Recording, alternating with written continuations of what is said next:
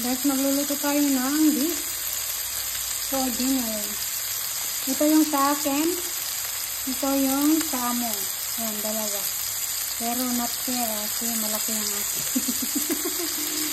So, diba? Yan yung akin.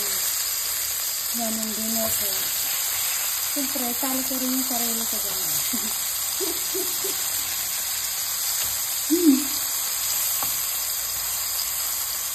Magluto tayo ng beef, minced beef. Ayan, sa dinner guys. Ay.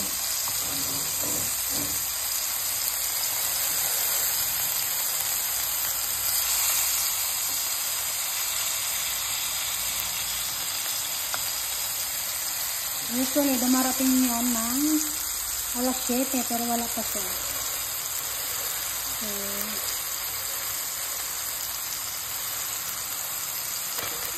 Tapos ilagay natin yung potato. Hindi na ako magluluto ng kung ano. Ito na lang yung kakainin niya, potato. Okay na yan. Isa lang naman siya. Ako hindi ako kakain ng kanin o whatever. Isa kakain lang ako ng beef. Ito, kakainin ko.